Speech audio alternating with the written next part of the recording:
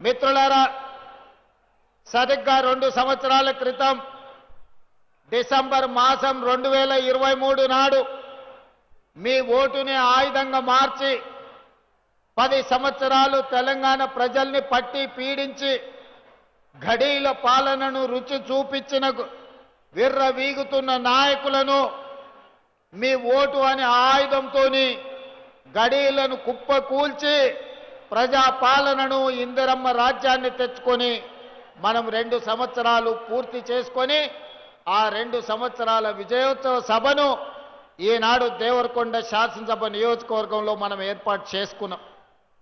మిత్రులారా, ఇవాళ మీరు ఆలోచన చేయండి. ఈ నల్గొండ జిల్లాకు ఒక చైతన్యం ఉన్నది. ఈ నల్గొండ జిల్లాకు, ఈ ప్రాంత గాలికి నీరుకు ఒక పోరాట పౌరుషం ఉన్నది.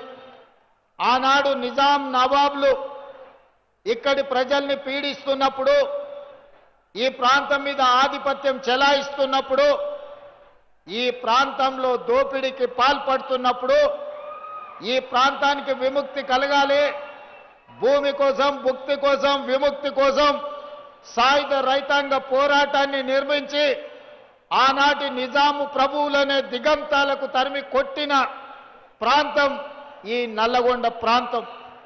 ఈ ప్రాంతం గురించి చర్చించాలి అంటే ఓ రావి నారాయణ రెడ్డిని, ఓ ఆరుట్ల కమలాదేవిని, ఓ మల్లు స్వరాజ్యంను, భీమిరెడ్డి నరసింహారెడ్డిని, ఒక ధర్మ భిక్షంను, ఒక దొడ్డి కొమరయ్యను తలుచుకోకుండా ఈ నల్లగొండ జిల్లా చరిత్ర అసంపూర్తిగానే ఉంటుంది అని మనం అనుకోవచ్చు. కొండా లక్ష్మణ్ బాపూజీ గారి త్యాగం వల్ల కొండా లక్ష్మణ్ బాపూజీ గారు నిలవ నీడనిస్తే పార్టీని పెట్టుకున్న వాళ్ళు వారు మరణించినప్పుడు కనీసం పరామర్శించడానికి కూడా ముందుకు రాలే. అదేవిధంగా ఈనాడు డాక్టర్ బాబాసాహెబ్ అంబేద్కర్ గారి వర్ధంతి, వారిచ్చిన రాజ్యాంగ స్ఫూర్తి, రాజ్యాంగం యొక్క హక్కు ఈనాడు తెలంగాణ రాష్ట్రం ఏర్పడడానికి పునాదులు వేసింది. శ్రీమతి సోనియా గాంధీ గారి త్యాగం, డాక్టర్ బాబాసాహెబ్ అంబేద్కర్ గారు ఇచ్చిన స్ఫూర్తి, ఆర్టికల్ 3 ప్రకారం ఈనాడు మనం తెలంగాణ రాష్ట్రాన్ని ఏర్పాటు చేసుకున్నాం.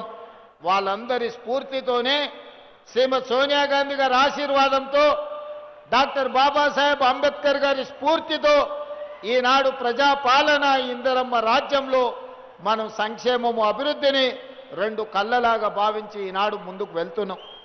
మిత్రులారా, ఇప్పటి దగ్గర పెద్దలు ఉత్తమ్ కుమార్ రెడ్డి గారు చెప్పిండ్రు, ఆనాడు 10 సంవత్సరాల పాలనలో ఏ పేదవాడి కూడా రేషన్ కార్డు ఇవ్వాలి, పెళ్ళైన కోడలు ఇంటికొస్తే కనీసం ఆ కోడలు పేరు ఇంటి రేషన్ కార్డులో చేర్చాలన్న సోయి గత ప్రభుత్వానికి లేకుండే.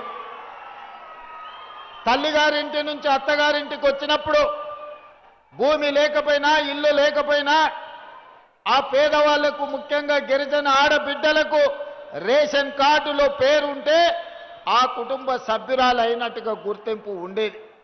కానీ ఆనాటి ప్రభుత్వం 10 సంవత్సరాలు ప్రజలు చెప్పులు అరిగేలా తిరిగినా పేదలకు రేషన్ కార్డు ఇవ్వాలన్న ఆలోచన చేయలేదు.